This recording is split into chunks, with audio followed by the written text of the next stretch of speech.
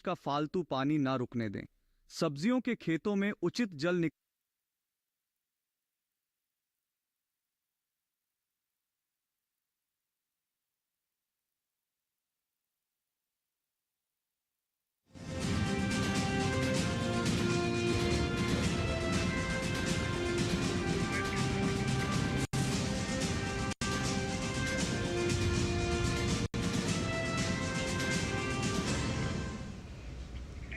नमस्कार, किसान समाचार में आप सभी दर्शकों का स्वागत है। मैं हूं साइमा खान। सबसे पहले नजर हेडलाइंस पर। जुलाई से गेहूं का आयात शुल्क हो सकता है कम। भारत सरकार ने अनाज की कीमतों को नियंत्रित करने और आपूर्ति को बढ़ावा देने के लिए स्टॉक सीमा तय की। खुले बाजार परिचालन बिक्री शुरू करने की भी योजना बना रही है सरकार।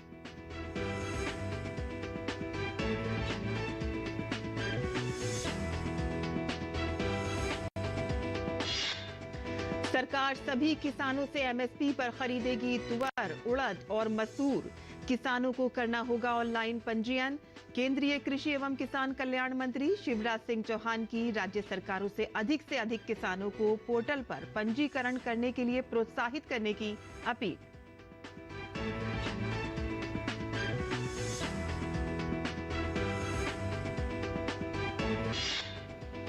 मॉनसून की दस्तक के साथ केंद्रीय गृह मंत्री अमित शाह की अध्यक्षता में नई दिल्ली में उच्च स्तरीय बैठक। देश में बाढ़ की समस्या कम करने के लिए व्यापक और दूरगामी नीति तैयार करने के दीर्घकालिक उपायों की समीक्षा।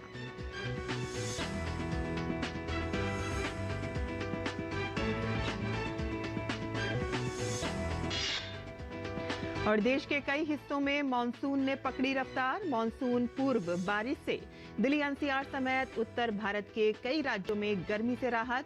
पश्चिमी तटीय इलाकों के लिए मौसम विभाग ने जारी किया भारी बारिश का रेड अलर्ट। और अब समाचार विस्तार से।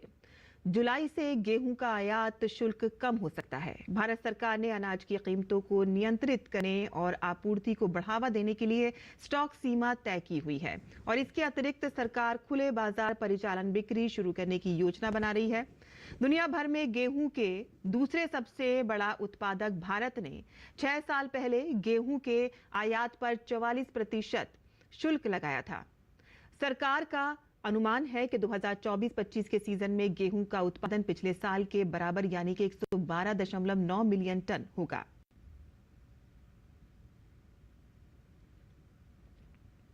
केंद्रीय कपड़ा मंत्री गिरिराज सिंह 25 जून को बिहार की राजधानी पटना के द्वारका में नवनिर्मित यशोभूमि कन्वेंशन सेंटर में भारत अंतर्राष्ट्रीय परिधान मेले के 71वें संस्करण का उद्घाटन करेंगे।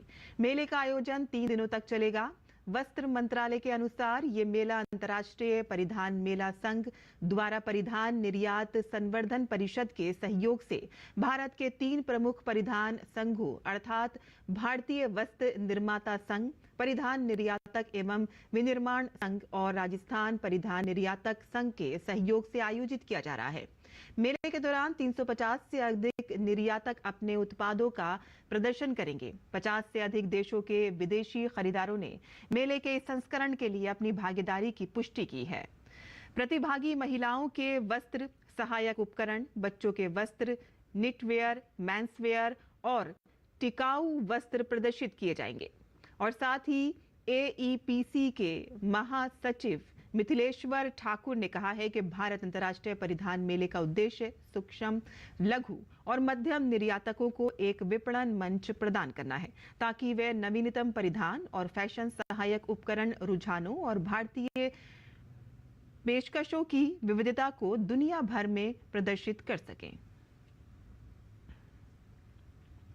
देश को दलहन क्षेत्र में आत्मनिर्भर बनाने के लिए सरकार किसानों को दलहन फसलों की खेती के लिए प्रोत्साहित कर रही है और इसी कड़ी में किसानों को दलहन फसलों का उचित दाम मिल सके, इसके लिए सरकार ने 100% तुअर, उड़द और मसूर की उपज खरीदने का निर्णय लिया है।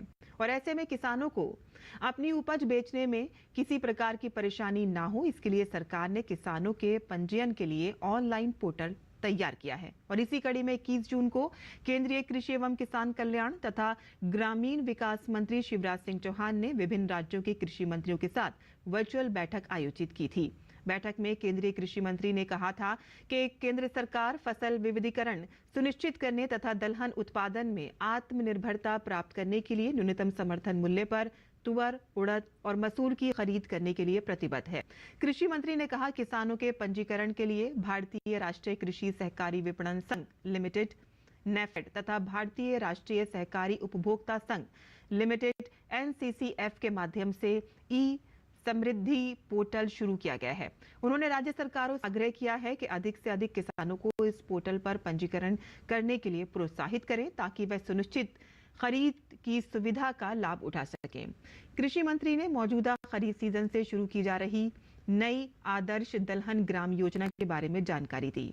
मंत्री ने राज्य सरकारों से अनुरोध किया है कि वे चावल की फसल कटने के बाद दालों के लिए उपलब्ध प्रति भूमि का उपयोग करें। कृषि मंत्री ने राज्य सरकारों से तुअर की अंतर फसल को भी जोरदार तरीके से अपनाने को कहा। उन्होंने कहा कि राज्य सरकारों को एक दूसरे के साथ अपनी सर्वोत्तम प्रथाओं को साझा करना चाहिए और इसके लिए दौरे किए जाने चाहिए। आगे बढ़ते हैं, जहां वित्त मंत्री निर्मला सीतारमण जल्द ही पूर्ण बजट पेश करेंगी, जिसके लिए तैयारियां शुरू हो चुकी हैं। इस बजट से एक तरफ जहां अलग अलग राज्यों की अपेक्षाएं हैं, तो वहीं दूसरी तरफ केंद्र सरकार ने भी साफ कर दिया है कि राज्यों के विकास को बढ़ावा देने के लिए हर संभव सहयोग किया जाएगा और जिससे विकसित भारत के लक्ष्य को साकार किया जा सके। देश में नरेंद्र मोदी के नेतृत्व में एनडीए सरकार के गठन के साथ ही पूर्ण बजट की तैयारियां शुरू हो चुकी हैं। लोकसभा चुनाव से पहले वित्त मंत्री निर्मला सीतारमण ने अंतरिम बजट पेश किया था। हाल ही में केंद्रीय वित्त मंत्री निर्मला सीतारमण ने बजट 2024 और 25 पर सुझाव लेने के लिए राज्यों और केंद्र शासित प्रदेशों के वित्त मंत्रियों के साथ बजट से पहले बैठक भी की, जिसमें सभी राज्यों और केंद्र शासित प्रदेशों के वित्त मंत्रियों से आगामी बजट को लेकर सुझाव मांगे गए। साथ ही राज्यों ने अपनी जरूरतों और अपेक्षाओं के बारे में भी वित्त मंत्री के साथ जानकारी साझा की। विकसित भारत को सार्थक बनाने के लिए राज्यों का विकास जरूरी है और केंद्र सरकार राज्यों के विकास को बढ़ावा देने के लिए हर तरह से सहयोग करने को तैयार है, जिसके लिए समय पर टैक्स का बंटवारा, फाइनेंस कमीशन की ग्रांट और समय पर जीएसटी एरियर के भुगतान जैसे विषय शामिल हैं। साथ ही पूंजी निवेश के लिए राज्यों को विशेष सहायता योजना के माध्यम से हर राज्य के विकास को गति प्रदान की जाएगी। केंद्र सरकार की इस महत्वपूर्ण योजना की ज्यादातर मंत्रियों ने सराहना की है और इसके लिए कुछ सुझाव भी दिए। इसके अलावा अलग अलग राज्यों ने मांगे भी रखी हैं। तमाम राज्यों को उम्मीदें हैं कि बजट में उनकी मांगे पूरी होंगी और विकास के लिए प्रतिबद्ध केंद्र सरकार लोगों के जीवन में सुधार करते हुए विकसित भारत के लक्ष्य की तरफ तेज रफ्तार से आगे बढ़ेगी।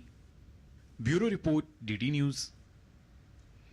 और राजधानी दिल्ली बीते कुछ दिनों से गंभीर जल संकट से जूझ रही है। आलम यह है कि दिल्ली के लोग रोजाना पानी के टैंकर के पीछे भागते हुए दिख रहे हैं, मगर उन्हें टैंकर से भी पर्याप्त पानी की आपूर्ति नहीं हो रही है। इस भीषण गर्मी के बीच बिना पानी के लोगों का बुरा हाल है। वहीं इस पानी की समस्या को लेकर लोग काफी परेशान हैं और जल्द से जल्द समाधान करने की मांग कर रहे हैं। समस्या भैया, एक दिन के बीच एक दिन टैंकर आता है, रोज नहीं आता, पानी का दिक्कत हो जाता है। पानी नहीं मिल रहा है, यहाँ भाग भाग के सर फूट जाता है पानी के लिए। पिछले गर्मी में रोज टैंकर आता था, इस गर्मी में आ ही नहीं रहा टैंकर, एक दिन बाद आता है, कहाँ से होगा? तो प्यास से मरा, आज मेरा पानी नहीं भरा, खाली टैंकर लेके जा रहा। मेरे हिसाब से रोज आना चाहिए, आगे सरकार की मर्जी। पानी का बिल्कुल समस्या है, एकदम पानी नहीं, सारा बर्तन खाली पड़ा है, एक बूंद पानी नहीं मिला है एकदम। अब बताओ कैसे काम करेंगे? बस एक दिन बाद आता है एक ही टैंकर, बस उससे क्या होगा बताइए? दिन से चल रही है, 2 महीने हो गए, जो 3 महीने बाद जब तक पानी हो रहा है, जो है गर्मी को पानी की कमी हो रही है। बच्चे सब लाइन में लगे हुए हैं, बहुत बड़ी समस्या है पानी की यहाँ पे। सर पानी, हम लोग ड्यूटी जाते हैं, टाइम से पानी नहीं मिलता है यहाँ पे। पानी अगर टाइम से मिल जाए तो हर आदमी की समस्या दूर हो जाए। जो सारा दिन चल जाता है, फिर उसके बाद शाम को ख़त्म हो जाता है, फिर पानी की दिक्कत, शाम को पानी होती है, पानी खरीदना पड़ता है मोल, तब जाके मेरी समस्या दूर होती है। सप्लाई पानी आता नहीं है और टैंकर आता है, टैंकर मंगाते, टैंकर से पानी भर के लेके जाना पड़ता है। गर्मी के दिन है तो थोड़ा बहुत तो दिक्कत होती है, लेकिन यहाँ जो टैंकर आती है और सिस्टम से पानी मिलता है, जब तक टैंकर रहेगा तब तक सिस्टम से ही पानी लोगों को मिलता है। 20-20 लीटर पानी, एक ड्राम लोग को पानी मिलते हैं, और ज़्यादा किसी को ये चाहोगे 5 ड्राम मिलना, 5 ड्राम नहीं मिलता है। और देश में इन दिनों मौसम का मिजाज अलग अलग इलाकों में अलग अलग नजर आ रहा है। कुछ राज्यों में मानसून ने दस्तक दे दी है तो कहीं मानसून पूर्व की बारिश से राहत मिली है। इसी बीच मानसून की दस्तक के साथ ही सरकार भी अपनी तैयारियों को दुरुस्त करने में लग गई है। केंद्रीय गृह मंत्री अमित शाह की अध्यक्षता में एक उच्च स्तरीय बैठक हुई। गृह मंत्री ने देश में बाढ़ की समस्या कम करने के लिए व्यापक और दूरगामी नीति तैयार करने के लिए दीर्घकालिक उपायों की भी समीक्षा की। दिल्ली एनसीआर समेत देश भर के कई राज्यों में हुई ताजा बारिश के चलते लोगों को भीषण गर्मी से राहत मिली है। कहीं वेस्टर्न डिस्टर्बेंस की वजह से बारिश हो रही है तो कहीं मानसून ने दस्तक दे दी है। इस बीच देश में बाढ़ प्रबंधन के लिए समग्र तैयारियों की समीक्षा के लिए केंद्रीय गृह मंत्री अमित शाह ने नई दिल्ली में एक उच्च स्तरीय बैठक की अध्यक्षता की। केंद्रीय गृह मंत्री ने देश में बाढ़ की समस्या कम करने के लिए व्यापक और दूरगामी नीति तैयार करने के दीर्घकालिक उपायों की भी समीक्षा की। बैठक के दौरान केंद्रीय गृह मंत्री ने पिछले साल हुई बैठक में लिए गए निर्णयों पर हुई कार्रवाई की भी समीक्षा की। इसके साथ ही सभी एजेंसियों द्वारा अपनाई जा रही आधुनिक तकनीकों और उनके नेटवर्क के विस्तार पर भी बैठक के दौरान चर्चा हुई। केंद्रीय गृह मंत्री ने ग्लेशियर लेक आउटबर्स्ट फ्लड से निपटने की तैयारियों की भी समीक्षा की। साथ ही उन्होंने बाढ़ नियंत्रण के लिए भारतीय अंतरिक्ष अनुसंधान संगठन द्वारा उपलब्ध कराई गई सैटेलाइट इमेजिंग के विभिन्न एजेंसियों द्वारा अधिकतम इस्तेमाल पर भी बल दिया। उन्होंने कहा कि प्रधानमंत्री नरेंद्र मोदी जी के नेतृत्व में भारत का आपदा प्रबंधन जीरो कैजुअलिटी अप्रोच के साथ आगे बढ़ रहा है और केंद्रीय जल आयोग के बाढ़ निरीक्षण केंद्र आवश्यकता के अनुरूप और अंतर्राष्ट्रीय स्तर के होने चाहिए।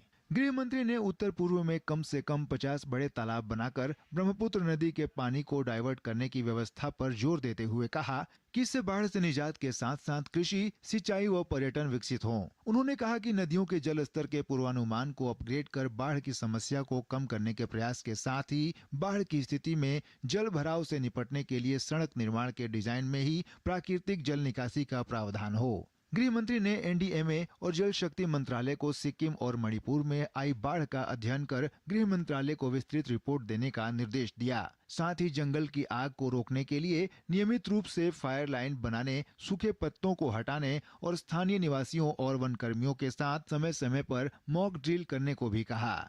उन्होंने विभिन्न विभागों द्वारा विकसित की गई मौसम, वर्षा और बाढ़ चेतावनी संबंधित ऐप्स को एकीकृत किए जाने की जरूरत पर भी जोर दिया। कई राज्यों में हो रही बारिश ने लोगों को भीषण गर्मी से बड़ी राहत दी है। दिल्ली एनसीआर में हुई बारिश से लोगों को काफी राहत मिली।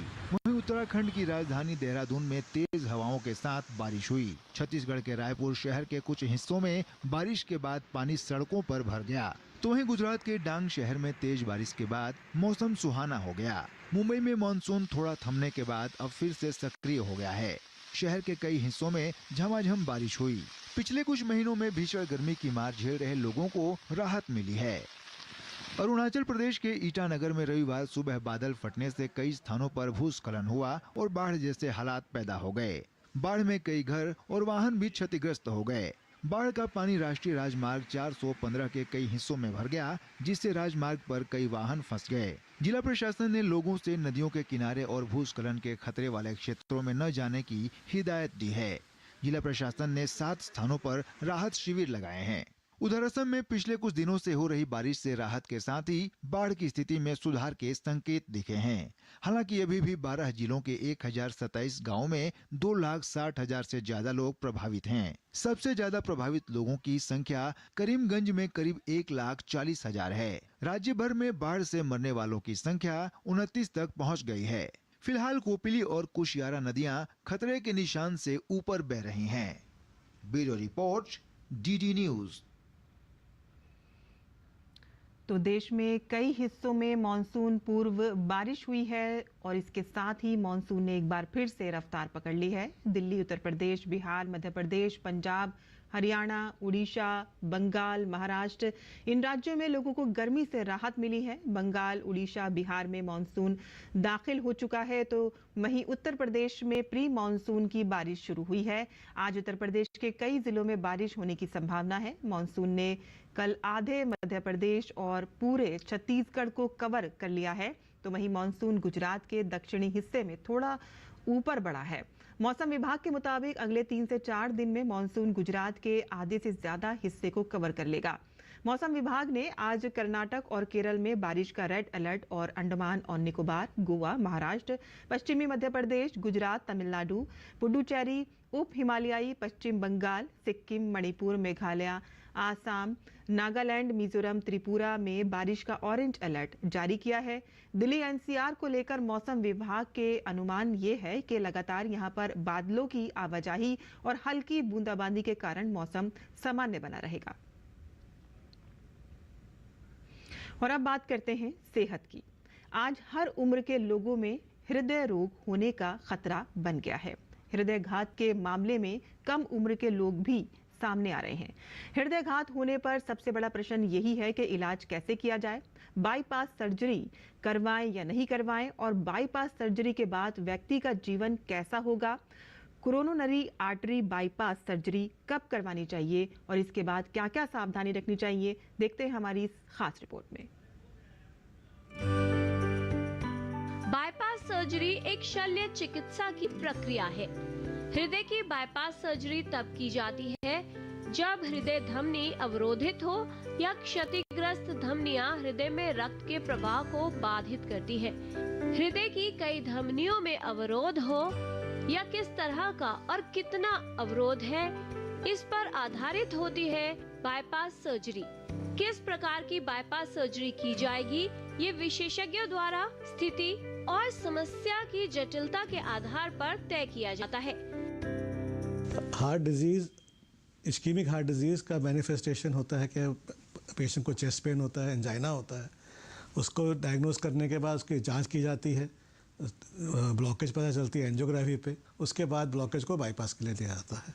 जो ब्लॉकेज का जो कितने ब्लॉकेज हैं, कहाँ पर ब्लॉकेज हैं और उसके कौन से पार्ट ऑफ आर्टरी के ऊपर ब्लॉकेज है, उस हिसाब से ट्रीटमेंट डिसाइड होती है। जैसे कि बिल्कुल आर्टरी के एकदम प्रॉक्सिमल शुरू के पोर्शन में ब्लॉकेज है, छोटा सा ब्लॉकेज है जो आराम से खुल सकता है, तो उसका एंजियोप्लास्टी कर सकते हैं। पर जहाँ पर डिफ्यूज डिजीज़ है, डायबिटिक है, मल्टीपल ब्लॉक्स हैं, उनमें बाईपास बेहतरीन इलाज है। हृदय बाईपास सर्जरी या कोरोनरी धमनी बाईपास ग्राफ्ट सर्जरी का उपयोग हृदय में रक्त के प्रवाह को बेहतर बनाने के लिए किया जाता है। एक शल्य चिकित्सक क्षतिग्रस्त धमनियों को बाईपास करने के लिए शरीर के दूसरे भाग से रक्त वाहिकाओं को लेकर स्वस्थ वाहिकाओं को उस स्थान पर लगा देते हैं और एक नया मार्ग बना देते हैं। हर स्टेट में, हर डिस्ट्रिक्ट में बाईपास सर्जरी की सुविधा उपलब्ध है और रिजल्ट्स भी वर्ल्ड क्लास हो गए हैं। और जहाँ थोड़े कम ग्राफ्ट लगाना है या कम छोटा सर्जरी करनी है तो मिनिमल इन्वेसिव तरीके से भी काफ़ी हद तक उपलब्ध है। रोबोटिक भी इस समय प्रक्रिया जारी है।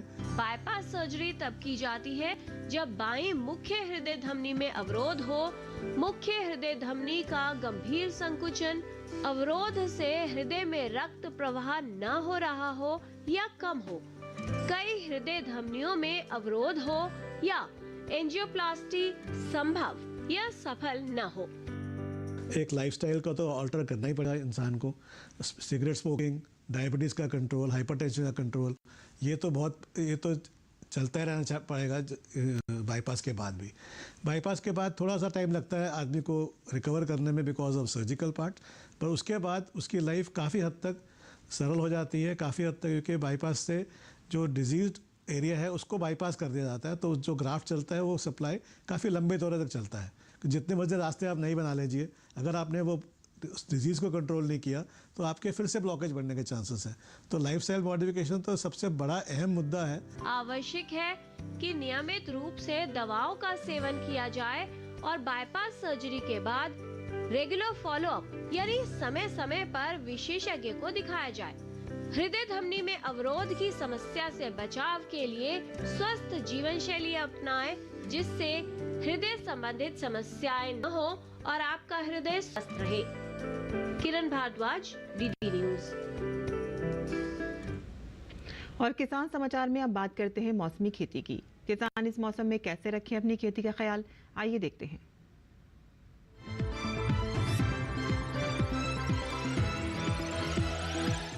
नमस्कार, आप देख रहे हैं डीडी किसान। मैं हूं एआई कृष और आज हम ओडिशा और झारखंड में होने वाली खेती किसानी से संबंधित सलाहों के बारे में पूरी जानकारी देंगे। ओडिशा में अच्छे से खेत तैयार करने के बाद धान की नर्सरी तैयार करें। यहाँ के किसान मक्के की बुवाई के लिए भी खेत तैयार कर सकते हैं। मूंगफली की बुवाई के लिए भी ये समय उचित है। जो किसान मूंगफली की बुवाई कर चुके हैं वो ध्यान रखें कि खेत में किसी तरह के कीट का अंदेशा तो नहीं है। ऐसे में मूंगफली की फसल को कीट से बचाने के लिए कृषि विशेषज्ञों की सलाह से कीटनाशक का छिड़काव करें। इस समय अदरक की रोपाई भी की जा सकती है। इसी तरह हल्दी की रोपाई का भी समय है। ओडिशा में करेले की बुवाई कर सकते हैं। वहीं बैंगन और भिंडी की बुवाई भी करें। अभी किसान मिर्च की रोपाई भी कर सकते हैं। ओडिशा में जरूरत के अनुसार ही केले के बागों में सिंचाई करें। इन दिनों गन्ने की फसल में कीट लगने की संभावना है। ऐसे में कृषि विशेषज्ञों की सलाह से कीटनाशक का छिड़काव करें। अगर झारखंड की बात करें तो यहाँ के किसान धान की रोपाई करें। रोपाई के कुछ दिनों बाद धान के खेत से खरपतवार निकालने का काम करें। झारखंड में धान के खेत में पर्याप्त नमी बनाए रखें। झारखंड के किसान उड़द की बुवाई के लिए खेत तैयार करें। वहीं अरहर और ज्वार की बुवाई के लिए भी खेत तैयार कर लें। इसके अलावा झारखंड में मूंगफली की बुवाई करें। यहाँ के किसान मक्के की बुवाई भी कर सकते हैं। झारखंड में सोयाबीन बोने का उचित समय है। झारखंड के किसान लीची और आम की पौध लगा सकते हैं। इसके साथ ही यहाँ अमरूद की पौध भी लगा सकते हैं। इसी तरह कृषि और किसानों से जुड़ी हर महत्वपूर्ण जानकारी के लिए हमारे साथ जुड़े रहिए और देखते रहिए डीडी किसान। धन्यवाद। तो खेती किसानी से जुड़ी इस जानकारी के बाद आइए नजर डाल लेते हैं कुछ और खबरों पर। खास खबर में 18वीं लोकसभा के पहले सत्र की शुरुआत प्रधानमंत्री नरेंद्र मोदी ने सदस्य के रूप में ली शपथ। शपथ ग्रहण से पहले जब लगातार तीसरी बार जनता का जनादेश मिलने के बाद प्रधानमंत्री मोदी 18वीं लोकसभा के पहले सत्र के पहले दिन लोकसभा पहुंचे तो उनका सदन में जोरदार स्वागत किया गया। सांसदों ने मेज थपथपाकर पीएम का स्वागत किया। 18वीं लोकसभा के पहले सत्र की शुरुआत के मौके पर प्रधानमंत्री ने संसद भवन पहुंचे। पीएम संसद परिसर में मीडिया से मुखातिब हुए। पीएम ने कहा कि संसदीय लोकतंत्र में आज का दिन गौरवमय है। पीएम ने सभी नवनिर्वाचित सांसदों का स्वागत करते हुए सबको शुभकामनाएं दी। पीएम ने कहा कि सरकार चलाने के लिए बहुमत चाहिए होता है, लेकिन देश चलाने के लिए सहमति चाहिए होती है। राष्ट्रपति द्रौपदी मुर्मू ने उड़ीसा से भाजपा के वरिष्ठ सांसद भर्तृहरि महताब को 18वीं लोकसभा के प्रोटेम स्पीकर पद की शपथ दिलाई। भर्तृहरि महताब को राष्ट्रपति भवन में शपथ दिलाई गई। केंद्रीय वित्त मंत्री निर्मला सीतारमण ने आगामी आम बजट 2024-25 के लिए छठे प्री बजट परामर्श बैठक की अध्यक्षता की। बैठक में आर्थिक मामलों के विभाग और श्रम और रोजगार मंत्रालय के सचिवों ने भाग लिया। यूजीसी नेट परीक्षा 2024 के स्थगित होने के और नीट पेपर लीक मामले पर यूजीसी के अध्यक्ष एम जगदीश कुमार ने कहा है कि सरकार और सरकारी एजेंसियां पारदर्शी तरीके से एग्जाम सुनिश्चित कराने के लिए प्रतिबद्ध हैं। यूजीसी के अध्यक्ष एम जगदीश कुमार ने कहा कि हाई लेवल कमेटी गठित की गई है जो मामले की जांच करेगी और साथ ही हजारों विद्यार्थियों के भविष्य को ध्यान में रखते हुए जल्द ही एग्जाम की नई तारीखों का ऐलान किया जाएगा। मेडिकल प्रवेश परीक्षा नीट कथित पेपर लीक मामले की आंच महाराष्ट्र के लातूर तक पहुंच गई है। पेपर लीक के संदेह में नांदेड़ की एटीएस टीम ने लातूर में 2 शिक्षक संजय तुकाराम जादव और जलील उमर खान पठान को गिरफ्तार कर लिया है। उत्तर प्रदेश लोक सेवा आयोग की 11 फरवरी को हुई समीक्षा। अधिकारी और सहायक समीक्षा अधिकारी परीक्षा 2023 का प्रश्न पत्र लीक करवाने वाले गैंग के 6 अन्य सदस्यों को यूपी पुलिस ने गिरफ्तार किया। तमिलनाडु के कल्ला कुरीची जिले में जहरीली शराब पीने से मरने वालों की संख्या 57 हो गई है। जिला प्रशासन ने बताया है कि अवैध शराब पीने के बाद राज्य के विभिन्न सरकारी अस्पतालों में कुल 156 लोगों का इलाज चल रहा है। वार्षिक पवित्र श्री अमरनाथ गुफा तीर्थ यात्रा की तैयारियां जोरों पर हैं। दक्षिण कश्मीर में 12,700 फीट की ऊंचाई पर स्थित अमरनाथ गुफा की यात्रा 29 जून को शुरू होने जा रही है। उड़ीसा के पुरी में अंतर्राष्ट्रीय स्तर पर प्रशंसित रेत कलाकार सुदर्शन पटनायक ने रेत से जगन्नाथ मंदिर रत्न भंडार बचाओ थीम पर कलाकृति बनाई, जिसे वहां मौजूद पर्यटकों ने इस अद्भुत कलाकारी को काफी सराहा। तो किसान समाचार में आज के लिए बस इतना ही। अनुमति दें। नमस्कार।